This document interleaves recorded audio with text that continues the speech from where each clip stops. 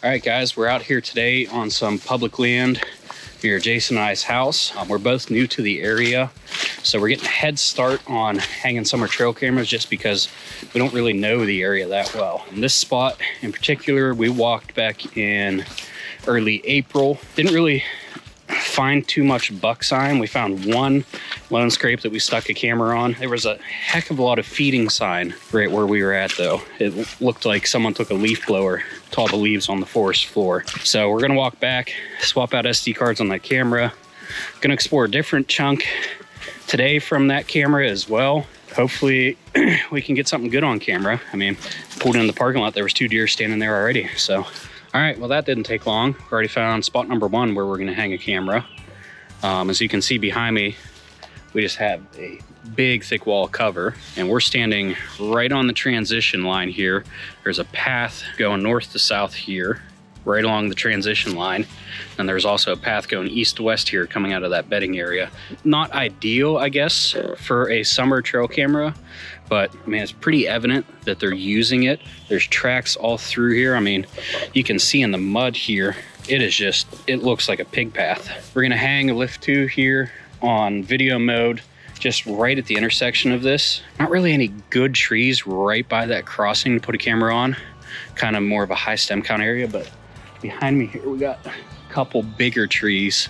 I got the climbing sticks with me since this is public. We're gonna put it 1 stick high, facing north too, so we don't get a bunch of false triggers. I think if I can clear maybe 1 or 2 branches off this dead tree behind me, I should be able to get a clear view of this crossing up here and get anything coming out of the bedding or using this parallel trail here. This isn't really gonna be a short-term camera here, I don't think.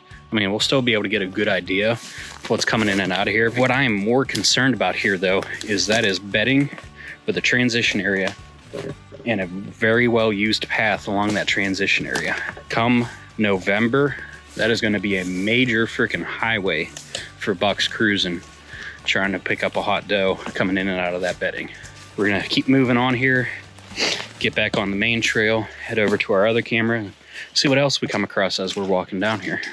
All right, so we're on the other hill opposite of where we just put that camera. There's 2 major creek crossings here, heading right up to that bedding area where we put that camera. We were wondering why they're coming over here. Well, we just found out. That is the biggest white oak I think I've ever seen in my life.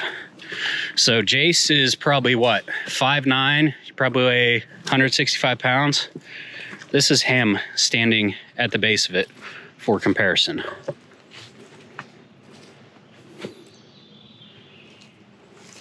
That's got to be every bit of 5-6 feet across at the base. We knew there were some big acorn producers in here, but wow, that thing's going to be dropping a dump truck full of acorns. I mean, there's acorn lids all over the ground right here too. All right, we've arrived at spot number 2. So actually, we're not far from where we hung camera number 1 on that doe bedding, but this is definitely the buck's bedroom in here. We got a huge wall of cover all behind us here. Goes downhill past Jase. It's still kind of a high stem count area. It starts to taper out a little bit though and get a little thinner, but literally every single tree in here is rubbed. I mean, old rub, old rub, old rub back there, old rubs all down through here. I mean, look at this. That wasn't a little deer that rubbed that. Yeah, you can see like literally point indentation marks. Like that's probably a pretty nice deer. There's a trail coming along the edge of this here. It's a nice little opening up in here though. This is definitely spot number 2 in here. We're gonna do a little bit more investigating, see if we can nail down a for sure spot, but I think we're in the right neck of the woods back in here. Well, we nailed down spot number 2.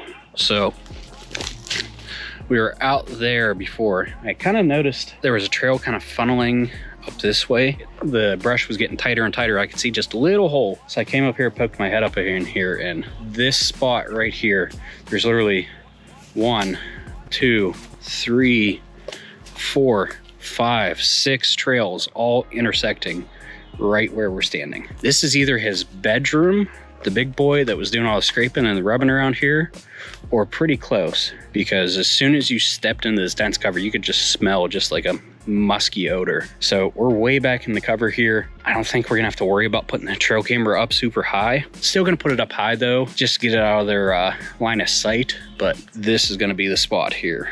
Just on camera number 2 of the day, pointing towards this major crossing here where like 6 different paths cross. Jeff Sturgis would be proud.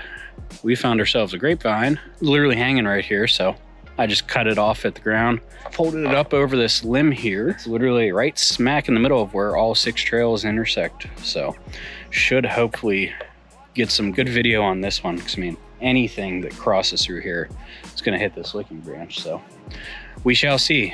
All right, we're not putting a camera here yet, but this is where we're gonna shift our cameras to later on in September.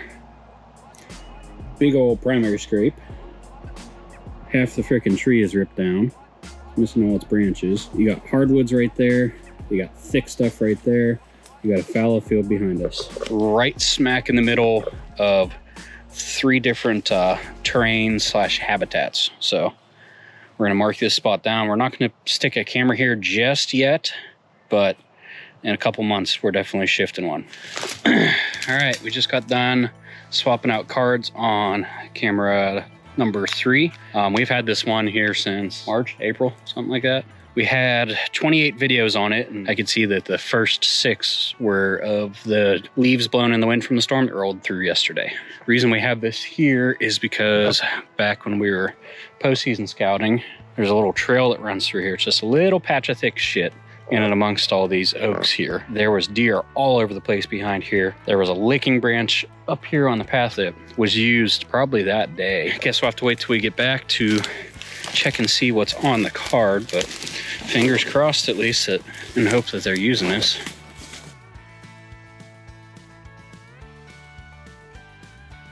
All right, we made it out of the woods. Got too dark in the woods to actually show you guys that scrape. So we came out here to this power line that I've been wanting to check out. And the view out here is just gorgeous tonight with the sunset.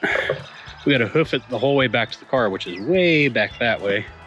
And this is the shortest distance here. So we got one more camera left in the pack. Probably just gonna walk this out and see if we find like a major trail crossing, put it on. If not, no biggie. We got 3 cameras in this area already. So, all right, turns out we are gonna put up one last camera. So we just found this little fallow field that goes out to the power line.